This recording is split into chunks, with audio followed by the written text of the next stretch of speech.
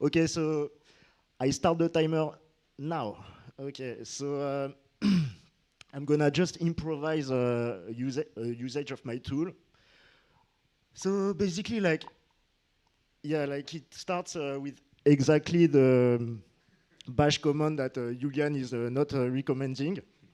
So you kind of have to trust it. You can scan the code with Grok if you want. I think Grok is good at scrapping GitHub. I tested it against Quen. It's better.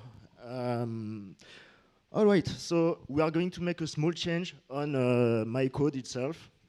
The small change we are going to make is just to synchronize my README with the rest of the code, so that you can see like how I use the tool. So like basically like I started to create this tool when AI came, and I was like just angry at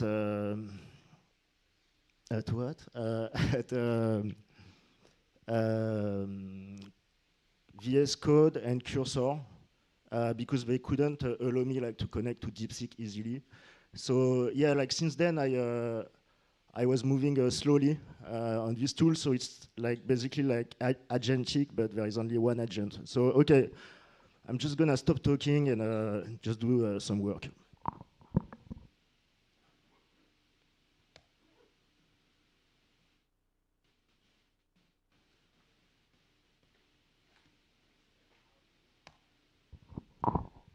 So you have the binary like this after the installation of the curl.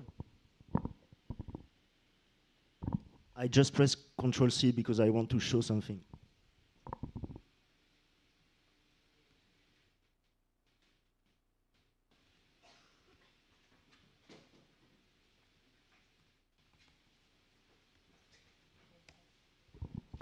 Okay, so here in the help, you can see like where everything is located to make this tool work.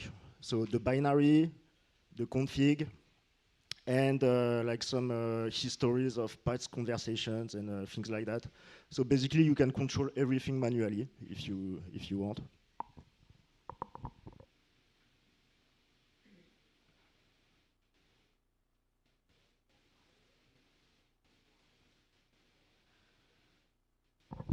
So first step, you select the directory. There is like an autocomplete with tab. So like for instance, if you want to open in the current directory, you just do this. There is no memory problem, so like I can just press one. They are going to collide, but then it's handled, so it's the same because we are. Okay, so now like you have your config that you control here.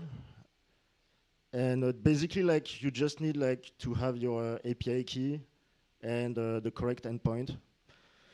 I really like DeepSeek. Maybe I don't code enough, but I spend $3 per month with it, $3 because they hit the cache aggressively. I'm studying this cache hitting these days. So now, like we are going to do, yeah, DeepSeek Reasoner. It's still version 3, but that's good enough.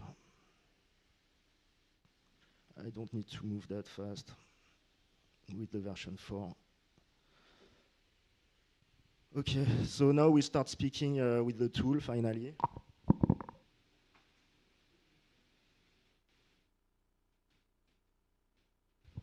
Yeah, so it's a bit verbose here, like it says like the connection is established. You might get rid of this.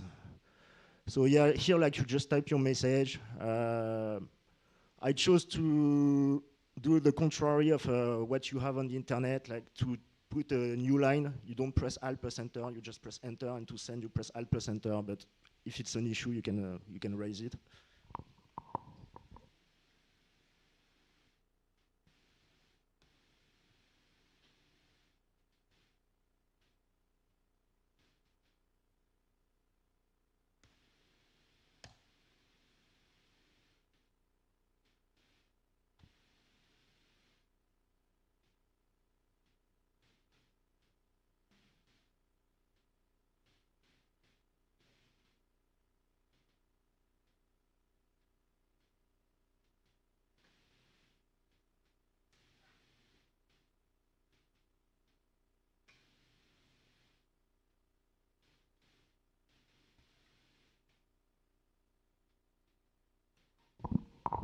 All right, so now like we are going to press Ctrl plus B to open the file context menu. So UP.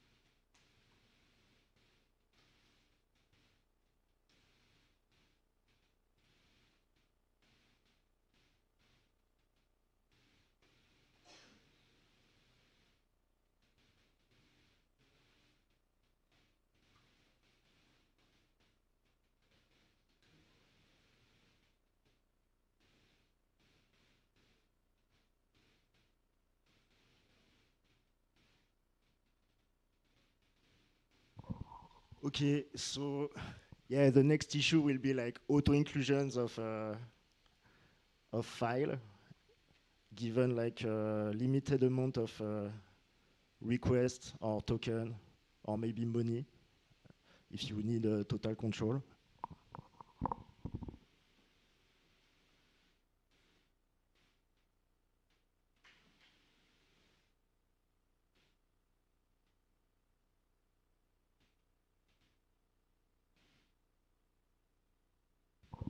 Okay, so I was just pressing E and D, like to control this.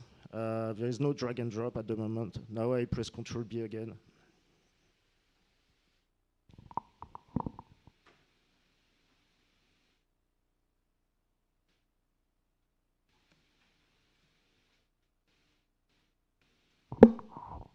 Okay, so we are going to ask DeepSeek to update the README. So there is some prompt engineering in the middle. Everything is framed into some XML tags.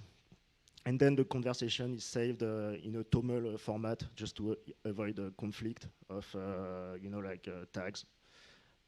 Maybe I will have time to show the history of a conversation.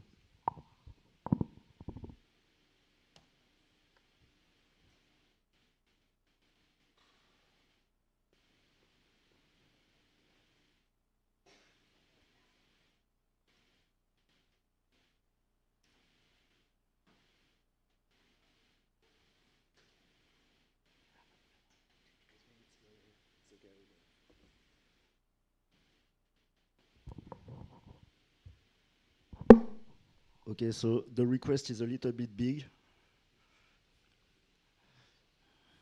Too many tokens. Yeah.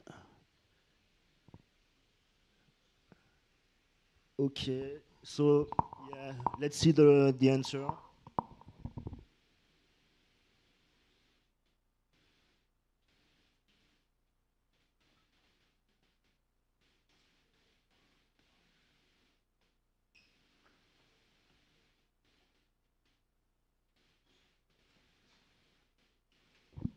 Okay, so you can see I backed up the README. It's not necessary, there is a boolean in the config. It's not necessary when you know how to use Git. And yeah, like here is the README, so I just need to commit and push. And that's it. So yeah, like I mean, the GitHub repo is ThinWrap, so it's available on the website of the event. And yeah, like I believe like the next issue is like automatic joining of files, like automatic context handling in a because like the problem is that Claude Code or like OpenCode they make too many requests, and I need more control on the costs. Okay, so yeah, that's pretty it. It's exactly 10 minutes, and yeah, thank you everybody to welcoming me. That's a cool day. Yeah.